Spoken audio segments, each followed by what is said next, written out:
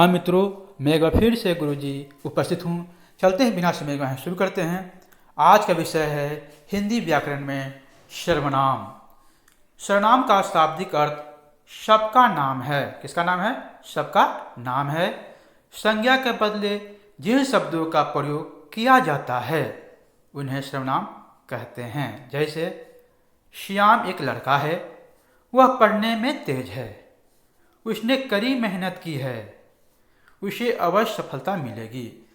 इन वाक्यों में वह, उसने, उसे श्याम के लिए हुआ है। जैसे उपयुक्त में देखिए, श्याम एक लड़का है, वह किसके लिए हुआ है? श्याम के लिए हुआ है। उसने किसके लिए हुआ? श्याम के लिए हुआ है, उसे श्याम के लिए है। अतः या अतः वह, उसने, उसे शब्दों का सर्वनाम, शब्दों को सर्वनाम कहा जाएगा।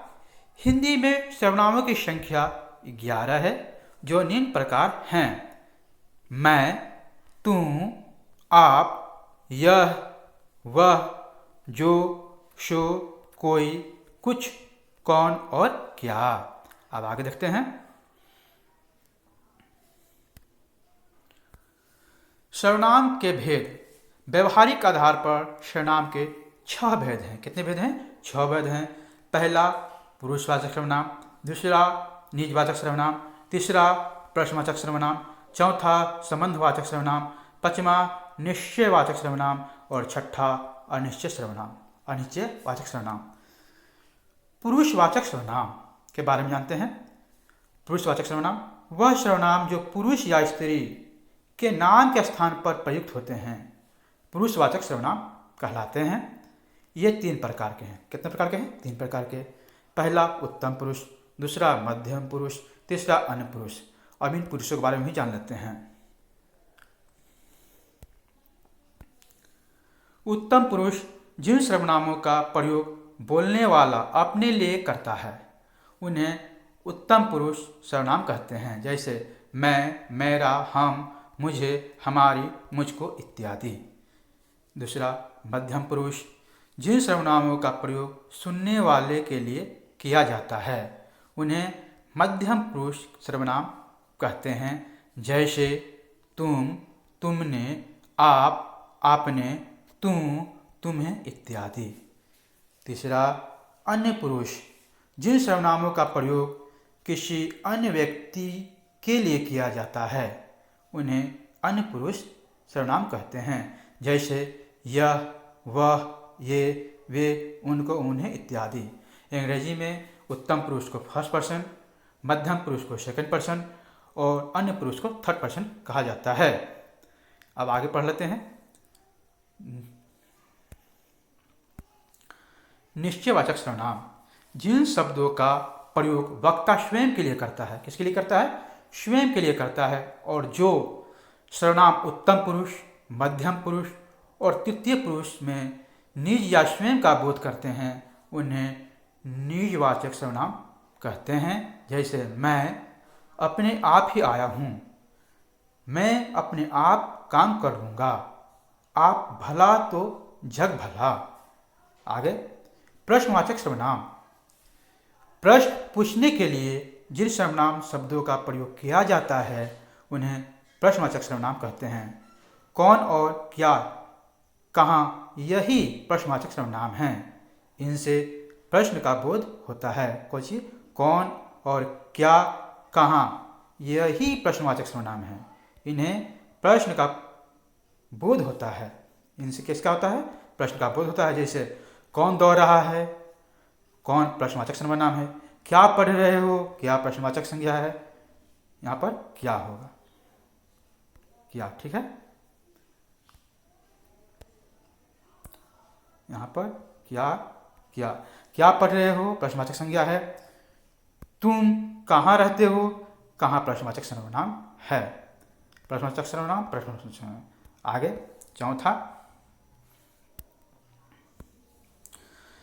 संबंधवाचक सर्वनाम वाक्य में संज्ञा या सर्वनाम के साथ संबंध प्रदर्शित करने के लिए जिन सर्वनामों का प्रयोग किया जाता है उसे संबंधवाचक सर्वनाम कहते हैं। जैसे जिसकी लाठी उसकी भैंस, जो सोता है सो खोता है, जहाँ न जाए रवि वहाँ जाए कवि, जो कहा गया वही करो।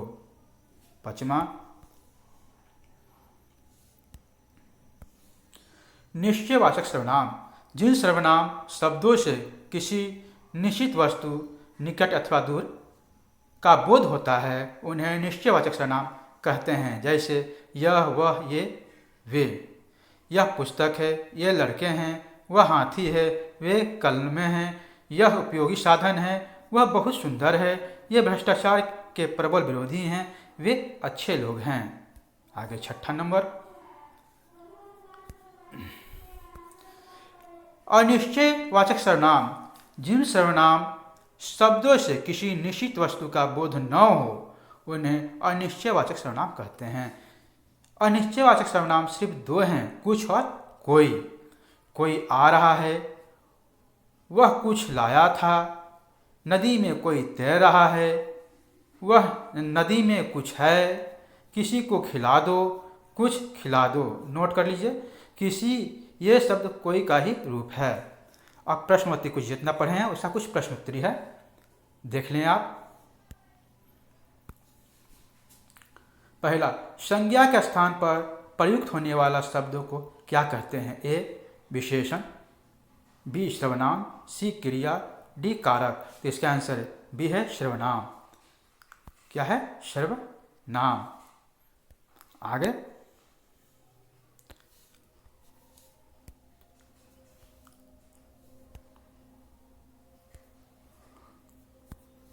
हिंदी में सर्वनामों की कितनी संख्या है? हिंदी में सर्वनामों की कितनी संख्या है?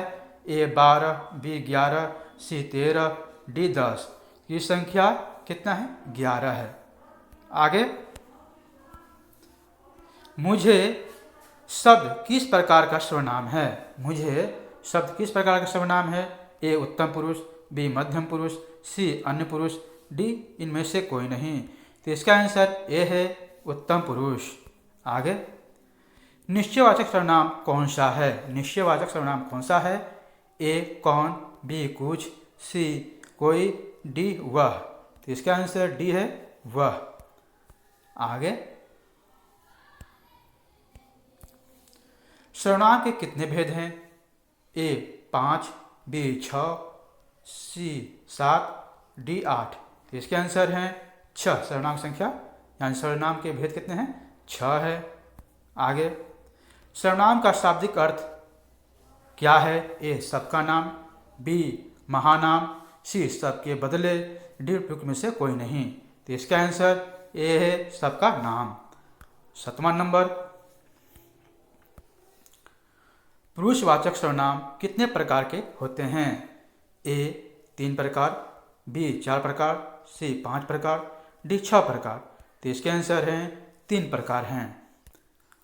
और यहाँ तक बनने के लिए थैंक यू, शुक्रिया, बहुत बहुत धन्यवाद। बहुत बहुत धन्यवाद। ये प्रश्न उत्तर है, आंसर है। एक बार चाहे तो आप लोग मिला सकते हैं। यहाँ तक बनने के लिए थैंक यू, शुक्रिया, बहुत बहुत